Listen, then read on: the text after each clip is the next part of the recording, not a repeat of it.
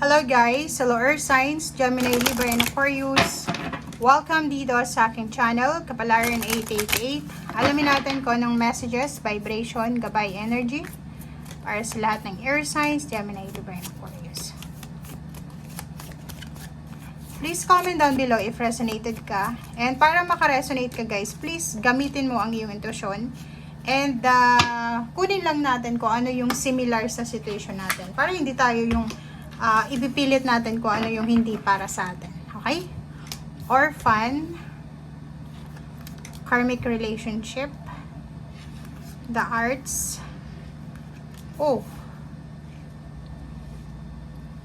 scribe,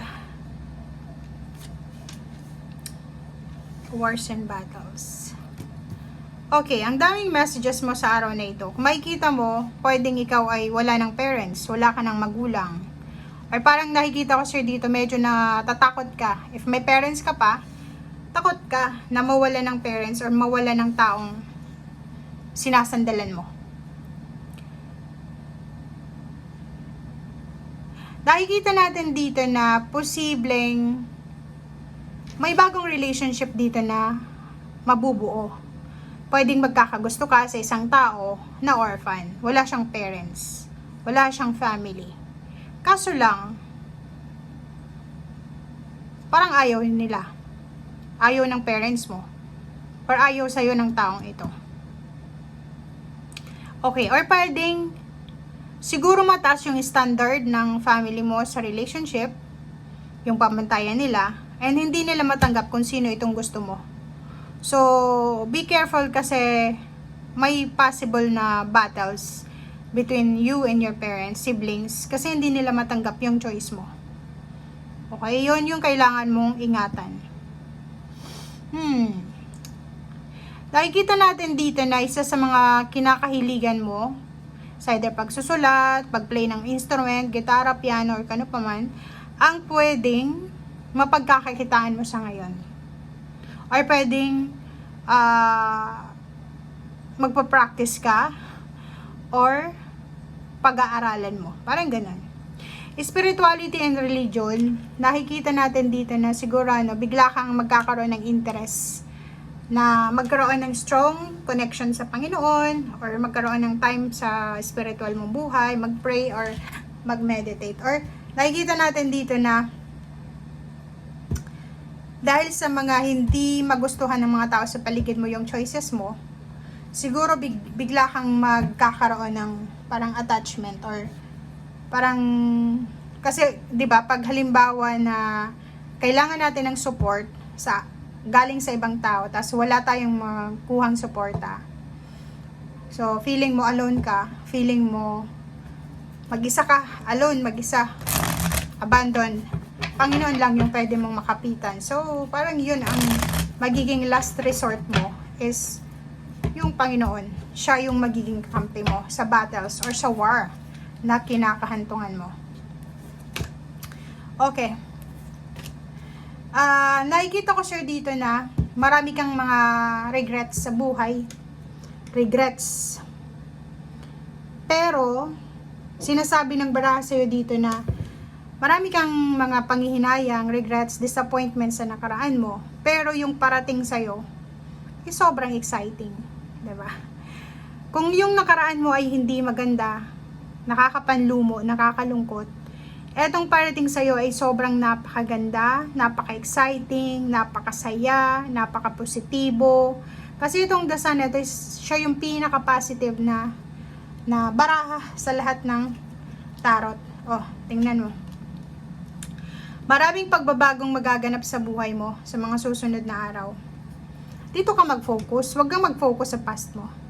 Maraming okasyon na isi-celebrate kasamang pamilya, may family celebration, reunion, school reunion, ano pa ba? Housewarming, house blessing, graduation, any types ng celebration to. Okay, may kainan, sayawan, maraming imbitado.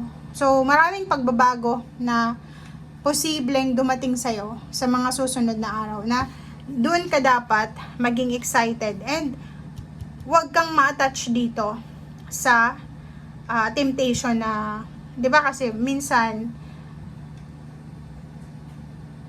yung time ng present situation is masaya, tas bigla kang magiging malungkot nang hindi mo alam. Parang dinadalaw ka ng depression, ng anxiety, kahit masaya yung okasyon. So, yun yung kailangan mong iwasan.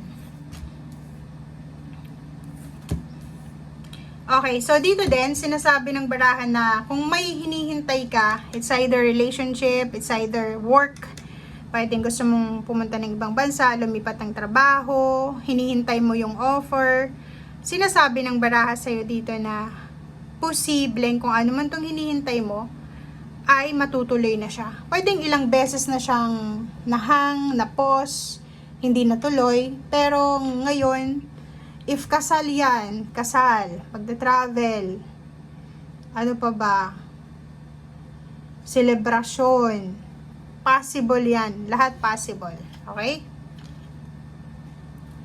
Okay, so eto din na dalawang to is parang sobrang magiging masaya ka sa mga susunod na araw, especially sa mga sa second half ng 2024 kasi starting June, kasi maraming pera yung parating sa'yo, maraming abundance and prosperity, or marami kang pwedeng pagkakitaan, okay?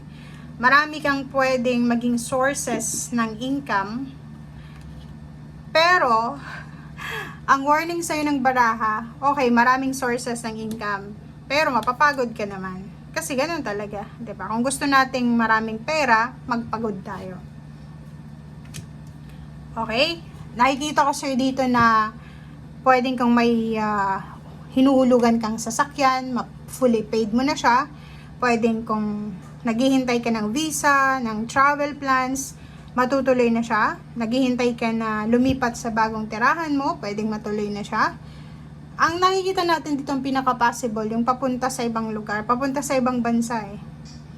Nakikita mo yung sarili mo na nandun ka na, nakahawak ka na ng snow, or pwedeng nandun ka na sa lugar na pangarap mo, parang gano'n. So, may progress dito. May progress, may achievement, kita mo to, at masaya. 'Di ba? So dito ka dapat mag-focus.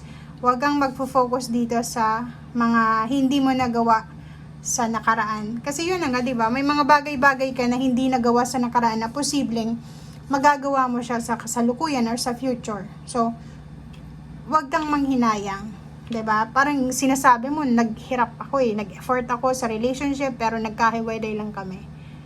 Malay mo, it's a redirection from God na maalis ka doon sa relationship na yun kasi hindi yun nakadestiny sa'yo.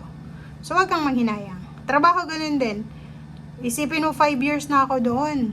Tapos, bigla akong inalis. Parang ganun. So, minsan, tanggapin natin. Accept the reality, the transformation, kasi minsan, yan talaga yung nakadestiny sa atin. Okay? So, thank you guys. Bye!